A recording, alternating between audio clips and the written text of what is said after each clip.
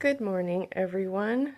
So, for my topic for my final presentation, I'm going to focus on chapter 3 from our textbook, which is from Indians to Chicanos. Chapter 3 is about the breakup and the transformation of social order after the downfall of the city Teotihuacan, Mexico. And I wanted to focus on how life was before and after its downfall.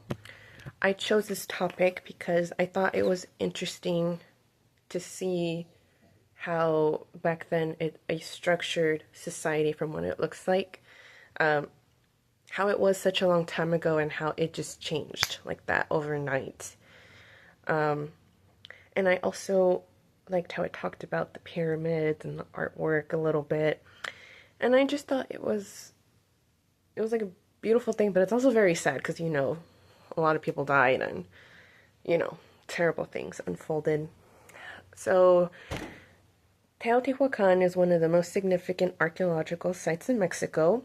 The city was known for its large pyramids, which we have learned about in this class a little bit, like the Sun Pyramid and the Moon Pyramid are very well known. I don't really have a picture of the pyramid, but I have like a little layout of a ceremonial place that they used to have all around the city. So it kind of looks like that. And, it's just a place where they held their ceremonies. And you would see one of these.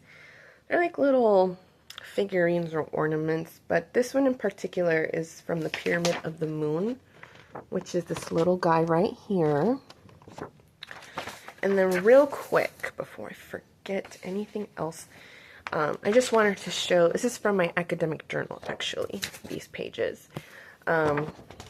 Just read about the artwork and look how, pretty it is, how well designed it is. It just tells, a little story. But these are little vases where they held, like a spiritual, an offering, you put something in there and it's like an offering kind of piece.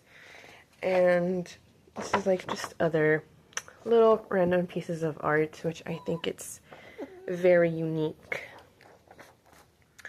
So the city was known for its large pyramids, and it has a lot of history because of its architectural structure, like I said. So, in the chapter, we talked about the Temple of Quetzalcoatl. I'm so sorry if I mispronounced that. It was on page 51, and it was just a beautiful temple that people went to go worship their god and stuff like that. So part of Teotihuacan's downfall, I think it all started with Herman Cortez, which we've also learned about. And so basically the Spaniards had a mission, and that was basically to, accumulate wealth and more land just to take over the world. And, as they were exploring, they ran into that city, and that's where the Aztecs used to live. And as we all know, it's not really a happy ending for the Aztecs here. The Aztecs were so nice, and Cortez really took advantage of them. The Aztecs welcomed Cortez because they assumed that he was part of a prophecy, or they believed that he was a godlike being because he appeared out of nowhere, and they just thought oh, he must be someone very important. So that's why they invited him, hey, come on, let's be friends. But obviously he took advantage of them. The Spaniards had never seen a pretty place such as Teotihuacan. As I said on page 52, it explains a little more in depth of how the city looked like, which was full of life at night, day. The pyramids or central plaza was plastered in white, brilliant white. It illuminated the streets. There's canals filled with canoes and people doing business, and just how you would imagine it would be. And it was a huge marketplace. And that's what I think, that's what intrigued them the most. So when it came down to the destruction, of Teotihuacan, there were many sources of conflict of the downfall. So it was the Spanish and Indian contact. The Indians were somewhat okay with the Spaniards. I think they just went along with it, maybe because they were afraid, but also it kind of benefited them in the long run. So, like as I said before, the Spaniards had basic motives, which was driven by accumulation of wealth, and acquisition of territory and enslavement of the indigenous population, and they wanted to convert everybody from their religion to theirs, which was Christianity. Another part of the downfall is when the Spaniards also came. Well, they introduced disease. So there was a smallpox epidemic that swept through the Aztec Empire, which also weakened their population. So I think that also made it a little bit more easier for the Spaniards to take over, because there was a little bit less. As Cortez entered Teotihuacan, the Aztecs welcomed him with open arms, but he ended up, like I said, taking advantage. So he took their leader, Montezuma, as prisoner, and basically took over and made everyone's lives, like, for the worst. Like, murder, just pure bloodbath. But as we know, the event of La Noche Triste, where the Aztecs actually defeated the Spaniards, or so we thought.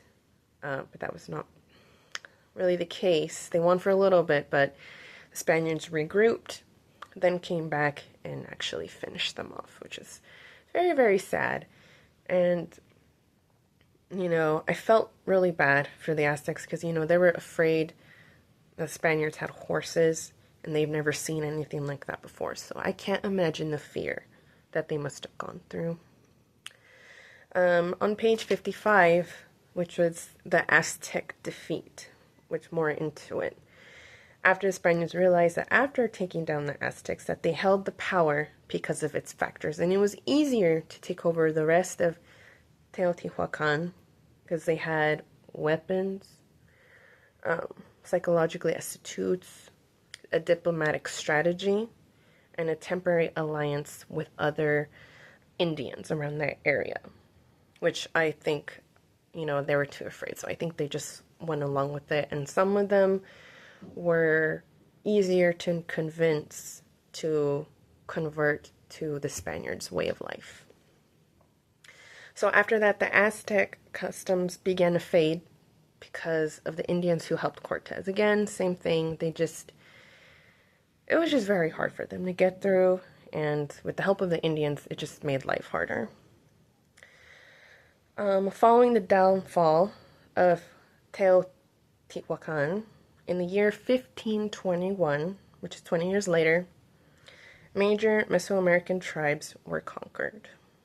Why? Because the Spaniards' expeditions were sent out in all directions to take over, and they were successful, and they knew that they would be successful.